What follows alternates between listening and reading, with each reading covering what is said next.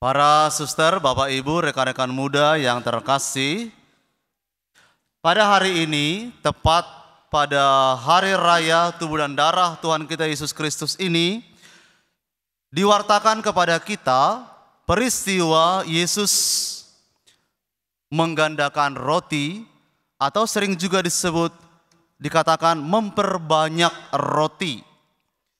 Peristiwa ini dimulai ketika Yesus bersama dengan para muridnya itu pergi untuk menyendiri ke satu tempat. Seperti biasa, para murid itu ketika sudah selesai mengadakan perutusannya, mereka kembali, lalu Yesus mengajak mereka untuk pergi. Tetapi pada waktu itu, ada banyak orang datang kepada Yesus. Lalu seperti biasa, Yesus hatinya mudah tergerak oleh belas kasihan, lalu dia ingin mengajar mereka. Yesus mengajar mereka tentang kerajaan Allah. Tetapi lihatlah saudara-saudara, saudari yang terkasih, bahwa waktu terus berganti. Maka ketika hari sudah menjelang malam, orang banyak ini tentu kelihatan lelah, tampak kelaparan. Lalu para murid itu mulai muncul idenya. Mereka lalu berkata kepada Yesus, "Tuhan, suruhlah mereka ini pergi. Biarkanlah mereka pergi ke kota-kota atau ke desa-desa supaya mereka membeli makanan di situ, mencari makanan di situ, dan barangkali juga mereka mendapatkan penginapan di situ." Sekilas saudara-saudari, apa yang dipikirkan oleh para murid ini, apa yang dikatakan oleh para murid ini diusulkan kepada Yesus, tampaknya itu sesuatu yang baik dan benar. Karena mereka melihat ini orang banyak. 5.000 orang hanya laki-laki, belum lagi yang lain. Maka tidak mungkin para murid ini dapat memberi mereka makan, seolah-olah sudah tidak ada lagi solusi yang lain. Maka yang paling singkat dan praktis adalah suruh aja mereka pergi. Saudara-saudari, lihatlah bahwa apakah Yesus mendengarkan usulan mereka ini? Apakah Yesus berkenan dengan pemikiran para murid ini? Ternyata tidak. Yesus justru berkata sebaliknya kepada para murid, "Kamu harus memberi mereka ini makan." Saya yakin pada waktu itu saudara-saudari, para murid ini tentu pikirannya lalu berkecamuk, bukan? Bagaimana mungkin kita ini harus memberi mereka ini makan, orang sebanyak ini.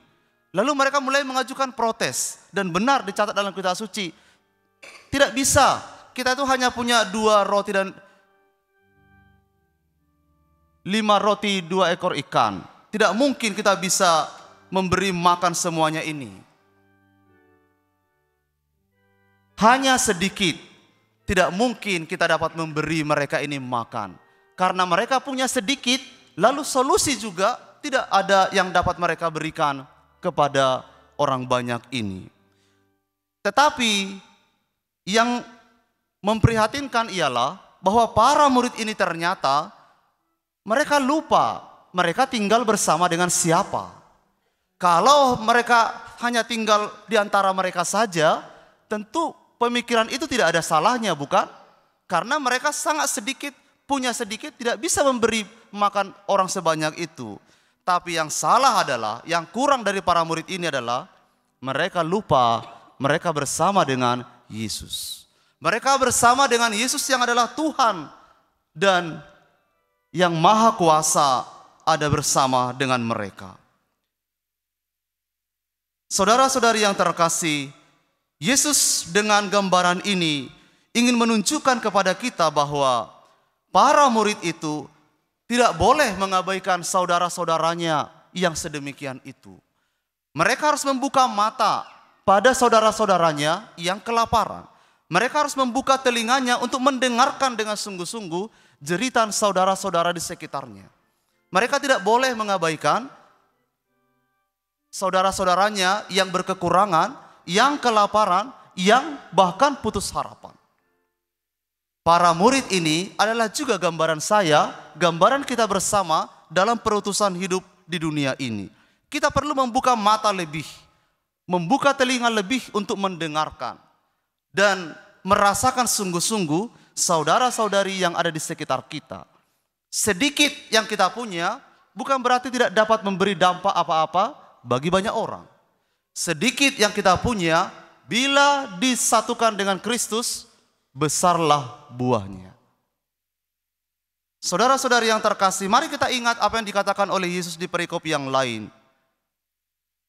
Kalau saja kita mempunyai iman sebesar biji sesawi saja, kamu dapat berkata kepada gunung ini, pindah dari tempat itu ke sana.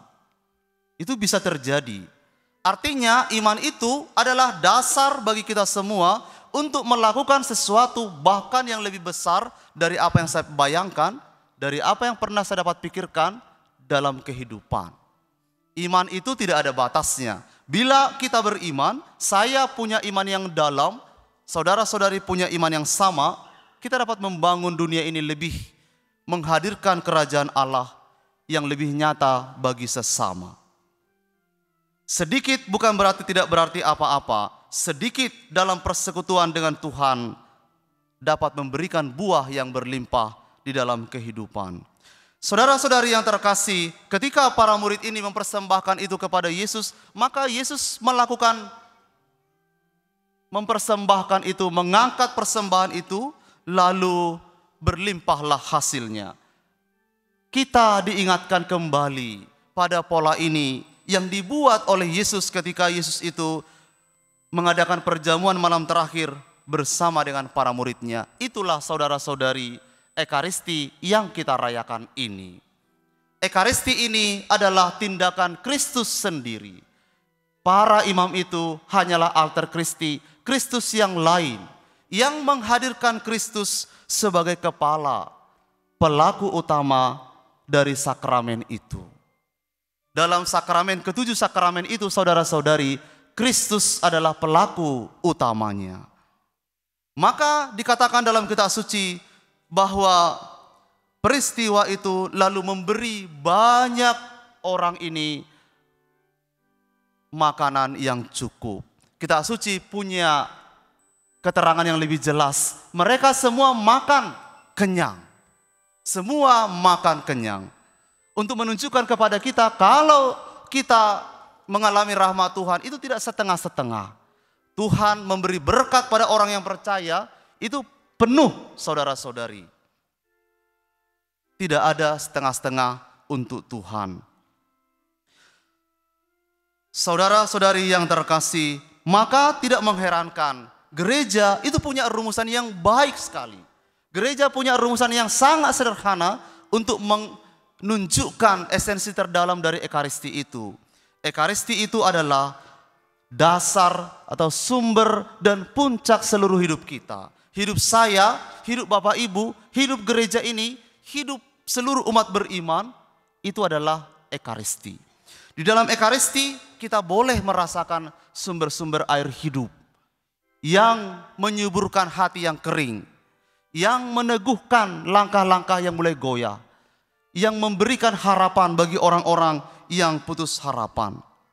Karena di sana bukan hanya ritus, di sana ada perjumpaan. Maka saudara-saudari yang terkasih, pada kesempatan ini saya ingin mengingatkan kita kembali, mengajak Bapak Ibu saudara-saudari, mari kita perbaharui iman kita. Mari kita perbaharui juga kesiapan-kesiapan kita dalam merayakan Ekaristi. Kita perlu mempersembahkan hati yang baik, tapi pada saat yang sama tunjukkan juga persiapan jasmani kita yang pantas. Lahiriah itu adalah ekspresi dari yang di dalam, yang batiniah. Maka kalau yang lahiriah ini kurang pantas, sejatinya kita perlu melihat, oh mungkin saya perlu memperbaharui diri saya agar lebih pantas. Saudara-saudari yang sedang mempersiapkan diri untuk menerima komuni pertama, baik anak-anak maupun orang tuanya, lihat jangan sebagai itu proses yang mempersulit Anda. Satu kali ada seorang umat datang ke saya, sewaktu saya masih bertugas di Sumatera, mereka bilang, "Pastor, mengapa susah sekali di gereja Katolik itu ya?" Lalu saya bilang, "Kenapa? Mau baptis kita harus pelajaran. Mau terima komuni pelajaran.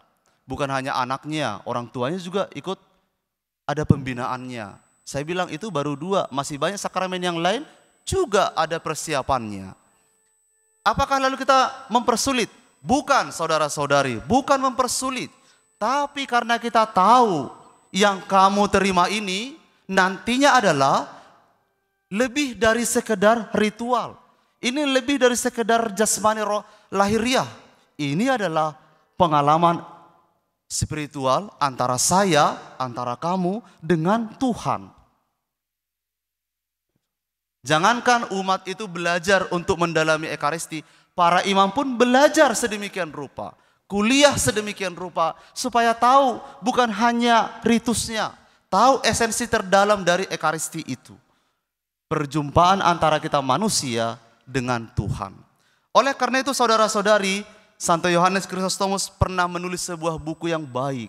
Di dalamnya dia membuat penjelasan tentang Ekaristi, bukan sebagai sebuah teori, tapi pengalaman imannya. Ekaristi itu adalah perjumpaan antara surga dan bumi. Kalau itu adalah perjumpaan antara surga dan bumi, saya harus menyiapkan diri saya dengan baik. Hati saya siapkan dengan baik. Jawaban kita ketika kita mendengar tubuh Kristus dari imam atau prodiakon yang membagikan itu, kiranya perlu kita resapkan lebih dalam. Semoga itu bukanlah hanya cetusan dari secara verbal semata, tapi itu biarlah ungkapan yang keluar dari hati sebagai konfirmasi iman. Ya, saya percaya. Tubuh Kristus, amin, saya percaya. Mungkin tidak begitu jelas ungkapan Anda, tetapi dari hati itu didasari iman yang sungguh-sungguh, mengonfirmasi, memastikan sungguh-sungguh, saya percaya. Tidak ada yang lebih besar saudara-saudari dari pernyataan iman orang yang percaya. Kemudian Ekaristi itu saudara-saudari Bapak Ibu yang terkasih harus kita lihat sebagai sebuah peristiwa mujizat. Anda barangkali membaca, Anda barangkali mendengar, melihat bahwa di dalam tradisi gereja kita terjadi mujizat Ekaristi. Saya percaya itu bukan hanya sebuah peristiwa sejarah yang pernah terjadi pada zaman tertentu. Ekaristi itu adalah mujizat dulu, sekarang, dan sampai selama-lamanya. Bukan karena saya, bukan karena Anda, tapi karena Kristus berkarya dalam Ekaristi itu. Maka kalau itu adalah mujizat, hidup kita tentu saja penuh dengan kelimpahan rahmat. Maka ketika Yesus berkata, saudara-saudari, kamu harus memberi mereka makan, itu bukanlah hanya sebuah perkataan biasa kepada kita semua. Kita juga memberi mereka makan, memberi saudara-saudari kita makan. Dengan apa? Bukan dengan materi semata, hanya materi semata. Saya punya tanggung jawab moral dan spiritual untuk memberi saudara-saudari kita makan. Makan secara jasmani dan rohani. Kita harus buka mata, buka telinga, hati, supaya kita boleh tetap berbagi bagi saudara-saudari yang membutuhkan. Pada akhir Ekaristi ada satu ungkapan yang selalu dikatakan para imam, saudara-saudari pergilah, misa sudah selesai. Pergilah Anda, bawalah berkat yang berlimpah ini, bawa mujizat ini, jadikan dirimu juga mujizat bagi banyak orang. Jadikan dirimu menjadi mujizat bagi suami, dirimu mujizat bagi istri. Diri kita ini menjadi mujizat bagi bapak ibu, keluarga, bagi komunitas. Maka itulah hidup Ekaristi yang sesungguhnya. Akulah roti hidup, roti yang turun dari surga. Itu sabda Yesus kepada para murid dan kepada kita semua. Saudara-saudari yang terkasih, semoga roti hidup yang kita rayakan ini, roti hidup yang kita terima ini, membuat Anda hidup. Dan karya-karya kita menghidupkan harapan banyak orang. Tuhan memberkati.